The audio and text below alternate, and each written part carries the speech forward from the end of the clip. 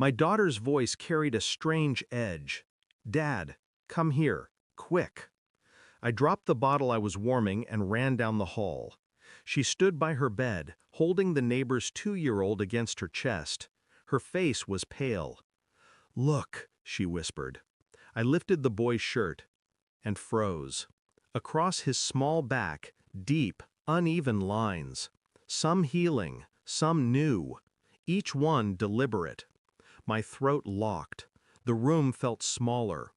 "Who did this?" I asked, though I already knew the answer I didn't want to hear. The baby whimpered, leaning toward me as if seeking safety he shouldn't have to ask for. I reached for the phone. First call, the police.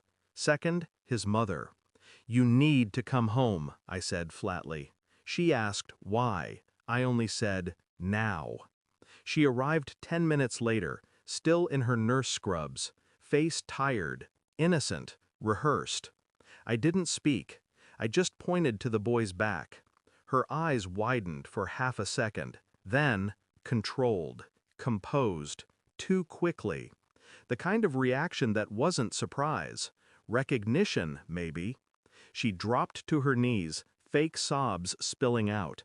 "Oh my God, what happened?" The boy flinched when she touched him.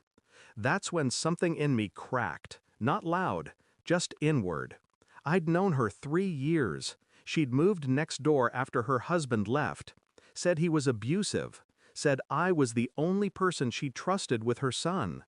We shared coffee sometimes, talked about loneliness, about the things we'd both lost. She said I reminded her of peace.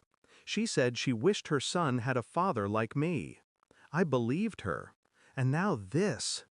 The police arrived, calm and polite. She clung to me, shaking, whispering, "Please tell them you don't think I—" But her eyes were dry. They took the boy for examination. She followed them, trembling just enough to appear fragile. That night, I couldn't sleep. The baby's back haunted me. Those lines, those shapes. There was something about them, patterned, intentional. I opened my laptop and searched child injury patterns, repeated linear scars. Then something else. Parental abuse disguised as medical treatment. Hours passed. Then I found it. A case from another state.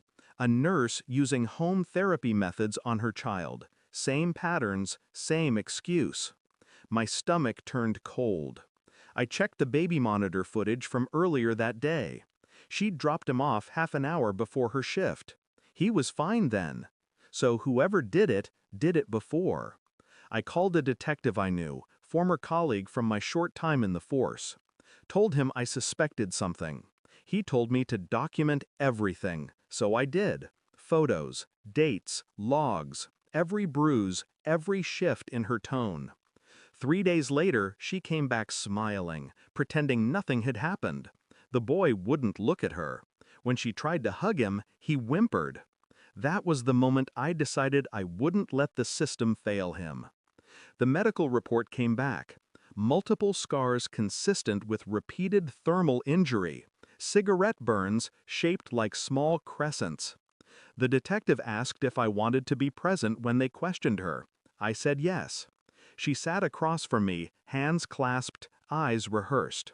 "I'd never hurt him," she said. Then, softer, "You know me." I didn't answer. I placed the printed photos on the table, one by one. Then the report. Then the lighter found in her bag, engraved with her initials. Her face broke then, not in guilt, but fear. Not of what she'd done, of what came next. "You don't understand," she whispered. "He reminds me of his father." I leaned forward. "I understand perfectly." She wasn't arrested that day. The department said they needed more evidence. So I gave them some. I left a camera running in her living room, hidden, quiet, patient, like I'd learned to be. Within a week, she gave them what they needed. The video captured her snapping at him, shoving, muttering, "You little monster." When the detectives showed her the footage, she broke down. But not with remorse, with anger, with loss of control. I watched from behind the glass. No satisfaction, no joy. Just silence. Like the sound of justice breathing. She screamed when they cuffed her, my name once, loud, sharp, venomous. I didn't look up. The boy's in foster care now. My daughter asks about him sometimes. I tell her he's safe. That's enough. The neighbor's house is still empty. Sometimes, when I pass by, I catch myself staring at her window. It's strange how quiet guilt leaves a place. I don't hate her, not anymore. Hate is noise, and I've had enough of noise. Some nights, I think of the moment my daughter called me, her small voice trembling. How something inside me knew before I even saw. People think monsters hide in the dark. They don't. They smile. They wave. They drop off their children next door. And sometimes you only see them when the light finally hits the scars. Thanks for watching. Don't forget to like, share, and comment. Subscribe now to Cheating Stories Insight World for more amazing stories.